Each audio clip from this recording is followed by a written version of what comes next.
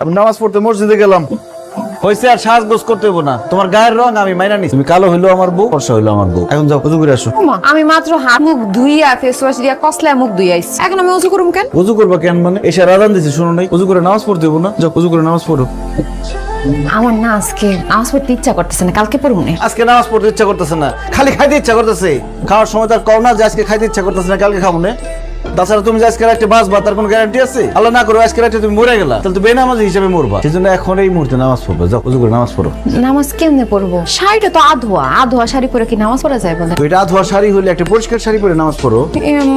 মানে মানে কি সত্যি করে বলো তো, তুমি কেন নামাজ পড়তে চাইতেছো না? ধরা যখন পড়ে গেছি আর মিথ্যা বলবো না। আমি না নামাজের নিয়ম কানুন সূরা কিরাত কিচ্ছু পারি না। ইয়াল্লা কি বলতেছো তুমি? নামাজের সূরা কিরাত নিয়ম কানুন কিছুই পারো না? না পারি না, আসলে অনেক ছোটবেলায় মতো বেগিয়ে পড়ছিলাম তো, কিছুই আমার মনে নেই, সব ভুলে গেছি।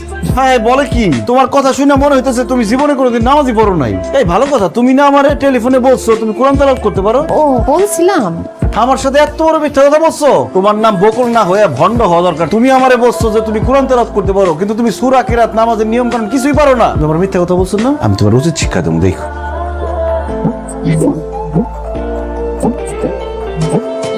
এই দাঁড়ান তো, এত সকালে আমার আপনি কই নিয়ে যাইতাছেন? চুপ করো তো, কোথায় যাইতেছি গেলে বুঝতে পারবো। আসো।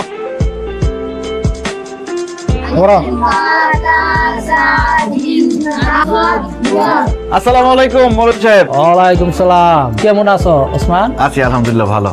এই তুমি দাঁড়ায় আছো কেন? বসো। ও মা, এখানে বাচ্চারা আরবি পড়া শিখতেছে, না আমি বলবো। ওদের সাথে বসে তুমি আরবি পড়া শিখবা? তোর কি মাথা খারাপ হয়ে গেছে? আমি কেন বাচ্চাগুলোকে বৈশা মুক্ত হবে আরবি পড়া শিখুন? কারণ তুমি সূরা কিরাত নামাজের নিয়ম কানুন কিচ্ছু জানো না। এখন থেকে তুমি এই যে মৌলভী স্যারের কাছে বাচ্চাদের সাথে সূরা কিরাত নামাজের নিয়ম কানুন শিখবা। অসম্ভব, এই বয়সে আমি বাচ্চাদের সাথে বৈশা আরবি পড়া শিখতে পারবো না। মানুষ কি কইবো কও? মাইন্ডে কি করবো এই চিন্তা যদি তোমার এতই থাকতো, তাহলে বিয়ার আগে তুমি কোরআন তেলাওয়াত শিখো নাই কেন? বিয়ের আগে তো বাপের বাড়িতে ছিলাম, তখন দুষ্টুমি ফাজলামি করে সময় কাটাইছি। অত কি মাথায় আসছিল এটি? বিয়ার আগে দুষ্টামি ফাজলামি করে সময় পার করছো, এখন বিয়ার পরে সময়টা কাজে লাগাও, কোরআন তেলাওয়াত শিখো। বিয়ের পরে কেউ পড়াশোনা করে? আমি পারবো না। করতে তোমার হইব। আমি সৌদি থেকে উমরা হজ করে আসছি, আর আমার বউ কোরআন তেলাওয়াত পারে না। আমি মরার পর আল্লাহর কাছে কি জবাব দিব? কি কো ওসমান, তোমার বউ কোরআন তেলাওয়াত করতে পারে না? নামাজের নিয়ম কানুন সূরা কিরাত কিছুই জানে না? না হুজুর, একদম কিছু পারে না। বৌমা, তাইলে তুমি শুদ্ধভাবে নামাজ পড়বা কেমনে? তাই তোমার এগুলো শিখতে হইব। আসো বসো এখানে, শুনো, শিক্ষার কোনো বয়স নাই। শেখার কোনো বয়স না থাকলে আপনি শিখেন, আমারে কনকে? এই তুমি কিন্তু বেশি বাড়াবাড়ি করতেছো। বাড়াবাড়ি তো তুমি করতেছো। তোমার কত বড় সাহস, তুমি মৌলবীর মুখে মুখে কথা বলো। হুজুর কিছু মনে না করলে একটু ব্যর্থ জানতো। এখন যদি পড়তে না বসো এদের সাথে, এই ব্যাট দিয়ে বাইরে একদম চাপা ফিরে পড়ো। হুজুর আমার বউরে যেইভাবে হোক আরবি শিখাই দিবেন, কোরআন তেলাওয়াত করতে হবে তার ঠিকমতো পড়বো। কালকে থেকে পবিত্র মাহে রমজান শুরু হইতেছে, সেহরি খাওয়ার সময় হয়ে যাইতেছে, আর তোমরা সবাই নাক ডেকে ঘুমাইতেছো। সেহরি খাইতে হবে না, রোজা রাখতে হবে না? না না, এর তো রাইতে আমি কিছু খাবো না, আমি ঘুমাইতে গেলাম। এটা কেমন কথা বললেন আব্বা? আপনি ঘুমাবেন মানে রোজা রাখতে হবে না? হয়েছে কি জামাই বাবা, ওই যে আমার তো ওই যে গ্যাস্ট্রিকের সমস্যা আছে, এই জন্য রোজা রাখতে পারি না। আর রোজাই যখন রাখতে পারি না, তখন ওই সেহরি খায় কি লাভ? ও জামাই বাবাজি, আমার তো ডায়াবেটিস, একটু পর পর খাইতে হয়, এই জন্য তো আমি রোজা রাখতে পারি না, এই জন্য আমি সেরে খাবো না। ভাই আমিও সেরে খাইতে পারবো না। তুমি আমার ভাই বোনা যে আমি বাহানা দেয়াইতেছি, বিশ্বাস করো কয়েকদিন ধরে আমার পেটের অবস্থা ভালো না। কতক্ষণ পর পর আমার বাথরুমে যেতে হয়, আর এই অবস্থায় যদি আমি সেহরি খাই তাহলে কালকে তো আমার সারাদিন বাথরুমে পড়ে থাকতে হইব। যেহেতু রোজাই রাখতে পারো না, তাহলে আর সেহরি খাই কি লাভ, বুঝছো না? দেন দুলাভাই, আমি এমনি দুর্বল মানুষ, রোজা রাখতে চাই দেখবো কখন জানি ফিট হয়ে পড়ে গেছি, আর তাছাড়া আমি বেশিক্ষণ না খায় থাকতেও পারি না, এই জন্য আমি সেরেও খাবো না, রোজাও রাখবো না। ময় মুরব্বী কেউ যখন রোজা রাখতেছে না, আমি একলা রোজা রাখি কি করুম? সবাই দেখা যাবে আমার সামনে গপ গপ করে খাইতেছে, অগো খাওন দেখা আমার খাইতে ইচ্ছা করবো, তারপর রোজাটা হালকা হয়ে যায়। আমিও রোজাটা না রাখি। এই খবরদার, কেউ ঘুমাতে যেতে পারবেন না। এখন যদি আপনারা সেহরি না খান, রোজা না রাখেন, আমি গ্রামবাসীরা কয়ে দেবো আপনাকে পরিবারের কেউ রোজা রাখে না, সবাই বেরোজগার। তো করে দিতে পারি না। তোমার ভালো লাগলে তুমি থাকবা, নাহলে চলে যাও। কি বলতেছেন এইসব? আমি চলে যাবো? তোমার শ্বশুর যা কইছে একদম ঠিক কইছে।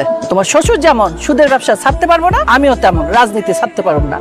তোমার জন্য আমি কেন স্বপ্ন ভঙ্গ করো? আমার কত দিনের স্বপ্ন আমি মহিলা চেয়ারম্যান হব, তাই আমি সিদ্ধান্ত নিছি সামনে ইলেকশন, এখন থেকে আমি মাঠে যাবো, মিটিং মিছিল করুম। আব্বা আম্মা, তোমরা যেহেতু তোমাকে কথা কই দিছো, তাহলে আমি আমার কথাটা কই। আমি আর আমার বউ এই রোজা টোজা রাখতে পারবো না।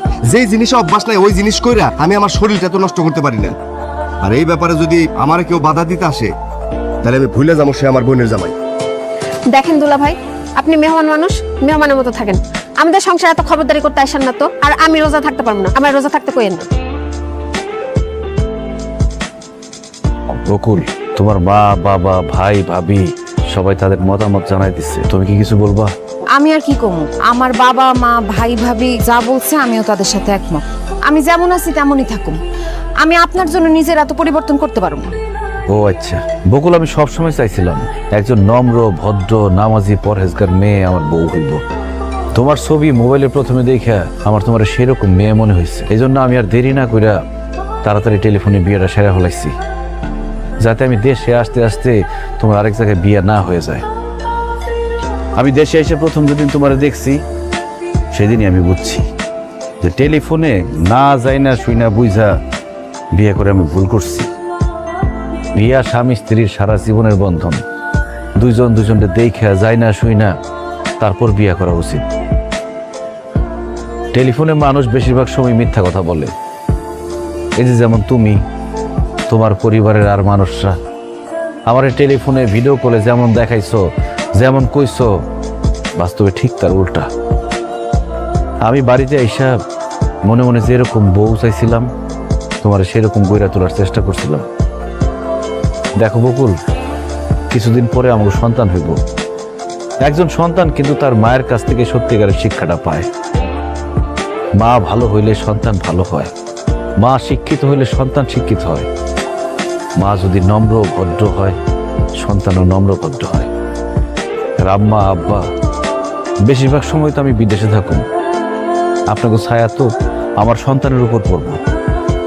আপনারা যদি ভালো হন তাহলে তো আমার সন্তান আপনার কাছ থেকে ভালোটাই শিখবো, আর আপনারা যদি খারাপ হন তাহলে আমার সন্তান তো খারাপটা শিখব।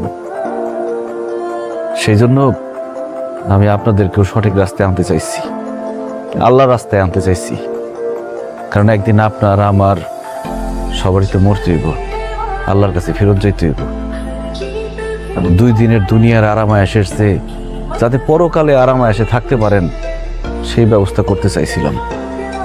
কিন্তু আপনারা যেহেতু আমার কথা শুনলেনই না, মুখের উপর আমার না করে দিলেন, তাহলে তো এখানে আমার আর থাকার কোনো দরকার নেই।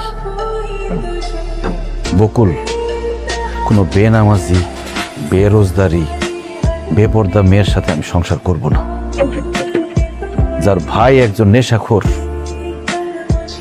মা একজন মিথ্যাবাদী, তাদের সাথে আমি কোনো সম্পর্ক রাখবো না। এই সিদ্ধান্তটা আমি আমার আর আমার ভবিষ্যৎ প্রজন্মের কথা চিন্তা করে নিলাম। বকুল, আমি বাড়িতে যাইতেছি, বাড়িতে গিয়ে তোমার কাবিনের টাকা আর ডিভোর্স লেটার পাঠাই দেব। ভালো থাইকো, ভালো মানুষ হয়ে থাইকো।